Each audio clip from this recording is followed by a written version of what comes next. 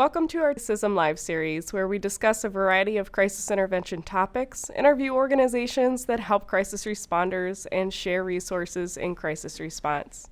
My name is Kelly with ICISF, and I'll be your host for today's interview. Today we're joined by guest speaker Shawn Thomas from First Responder Conferences. Shawn, can you please provide our viewers with a brief background of your history?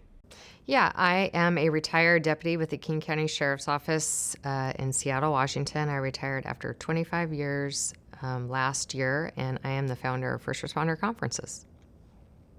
Well, welcome, Shawn.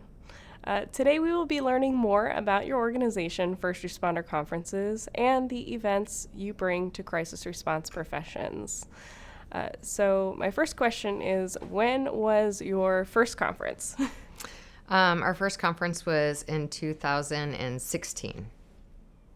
Oh, wow. So how did First Responder Conferences start, I guess?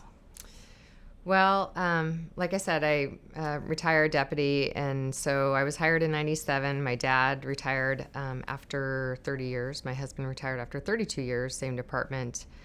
But in 2006, I became a member of our peer support team, so I started responding to all the critical incidents that our deputies were involved with and helping them and their families through that process. Fast forward to 2015, my husband had been on the SWAT team for about 18 years, on the department for about 27 years at that point, was undergoing some organizational stress as well as cumulative stress, and was coping with alcohol.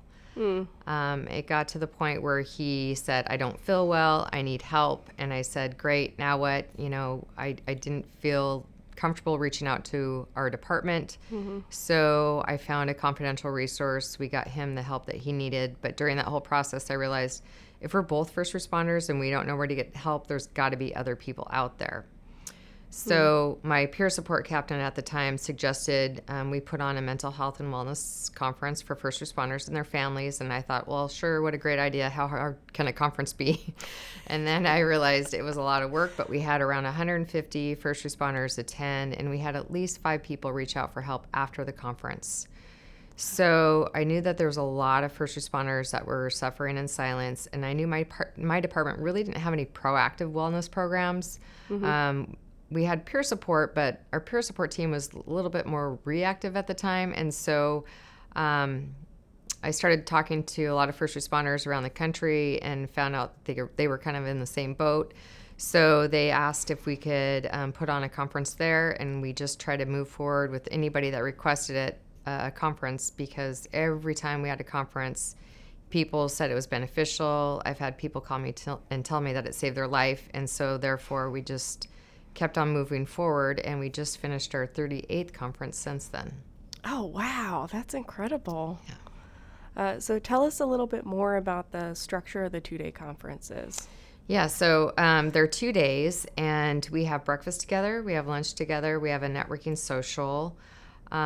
We bring in anywhere from 8 to 10 speakers on different topics. We bring in different backgrounds and professions.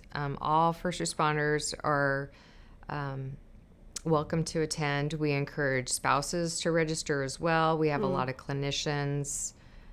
We have fire, we have EMS, corrections, dispatch, police. Again, a lot of chaplains. Anyone that wants to attend and learn more about wellness is welcome.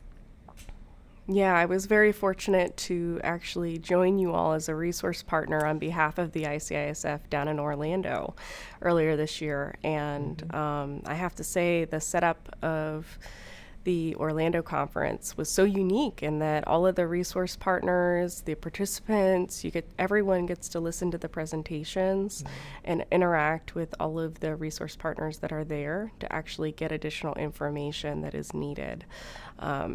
Or that they're seeking. So that's a pretty cool dynamic layout with regards to how typical conferences are set up, which I think makes your conferences a little bit more special.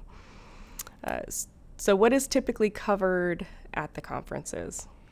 So every conference is a little bit different because we use local speakers and we use national speakers. So depending on where we are, and we like to use the local speakers to connect with the area.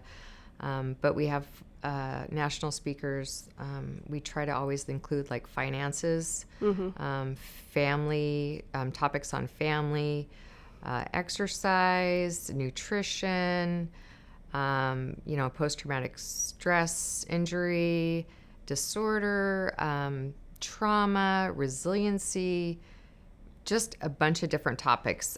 Anything that covers overall wellness. We have a lot of people that will share their own personal stories as well as their post-traumatic growth and resources in what helped them get into or be in a better place. So, like I said, every conference is a little bit different, but we pretty much have like the same structure. And again, it covers all overall wellness for all first responders. You have quite the dynamic list of topics, which is kind of amazing. How do you pick the locations of the conferences? So we have agencies that contact us wanting to have a conference in their area. So we work with the local co-hosts to make that happen. Who typically attends the conferences?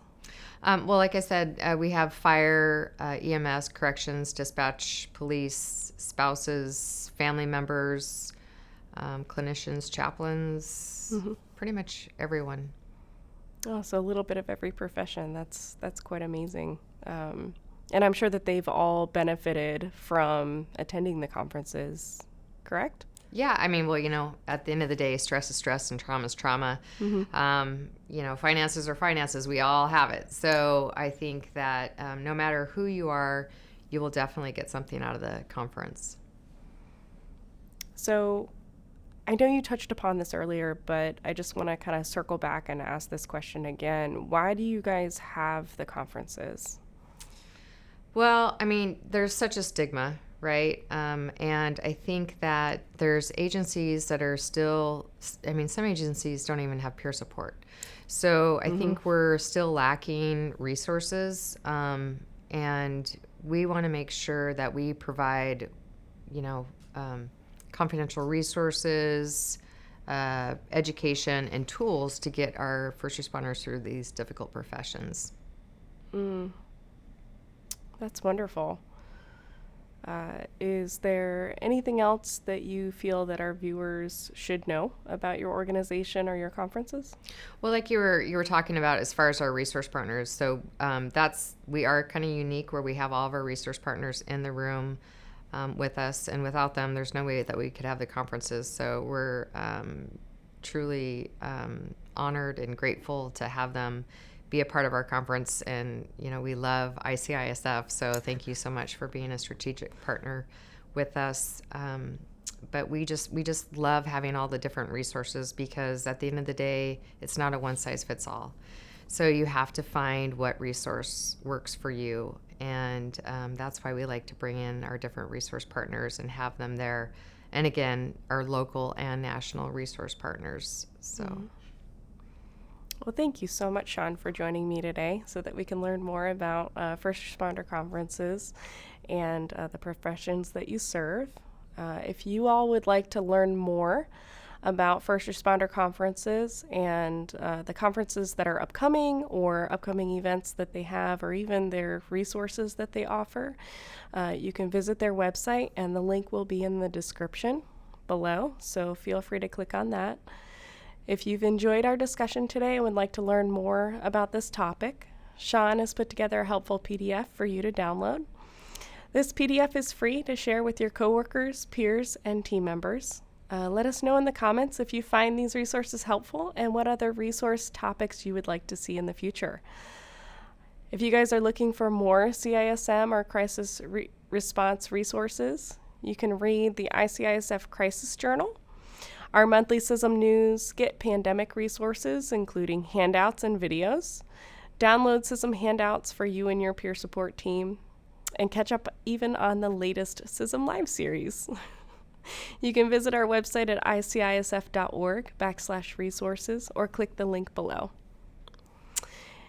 Make sure to follow us on social media for more CISM-related information. You can also listen to our ICISF podcast series for more quick tips, CISM Live series, ICISF perspectives, and more.